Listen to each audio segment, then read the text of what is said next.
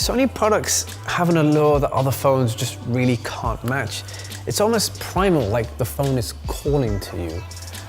So this is another refinement in the continual process that Sony is seeming to take, but this is easily the best device they've ever created. The design is a refinement from its predecessor, but for the better. We still have the front and rear glass panels, but the back is now frosted, which looks stunning and feels much nicer. This is surrounded by a metal band with plastic edges to help absorb potential shocks. This thing is extremely slippery, so something like a skin will be necessary.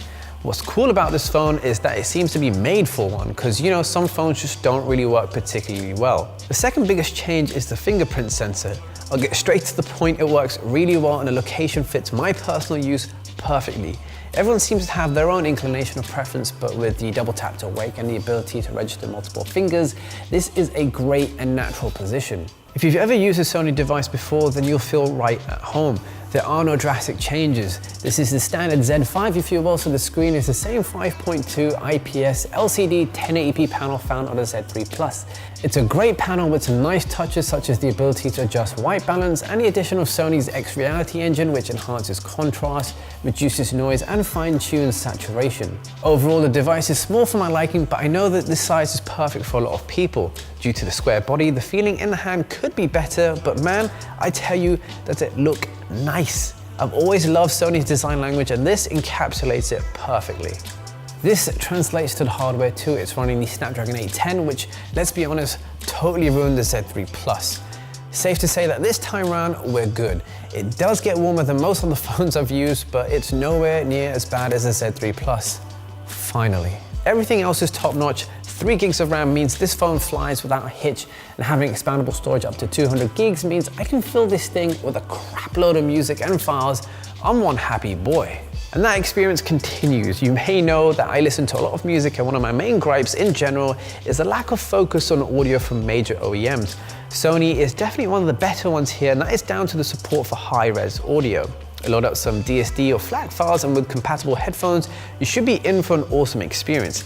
If not, there are a multitude of options to tweak and tailor the sound for your ears and your headphones. Another showstopper this year is the damn camera. This one's easy, it's awesome. I hated the Z3 Plus camera, but this is entirely different.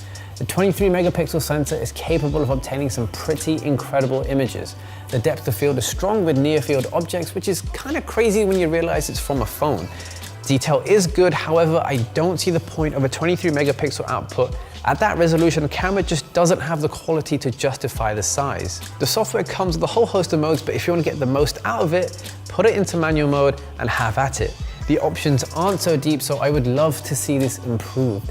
Where the camera shines though is low light. Sure, there is some noise, but I can take a little noise if that means I can capture these sorts of images. With a phone, guys, listen, you won't be disappointed. The icing on the cake with all of this is the dedicated button for the camera.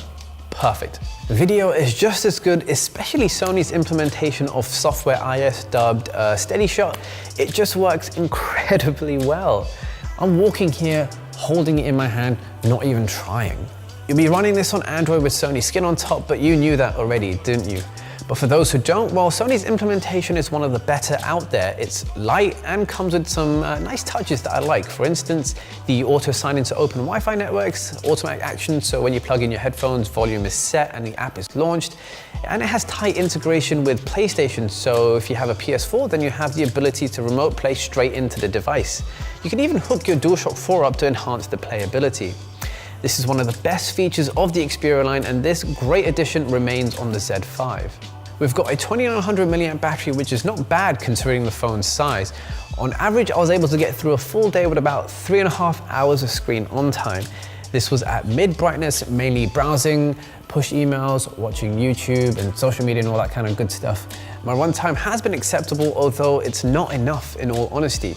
You can get more runtime by using various battery saving modes. These work by whitelisting apps whilst disabling others when the screen is off. There's even an ultra stamina mode for those desperate situations. I love Sony, I won't lie. I think they do some pretty great stuff, but they continually falter with some stupid decisions and silly implementations, which really, what's the word, ruins this overall perception that they're aiming to create. This phone isn't perfect, but damn, I tell you, it's a good effort.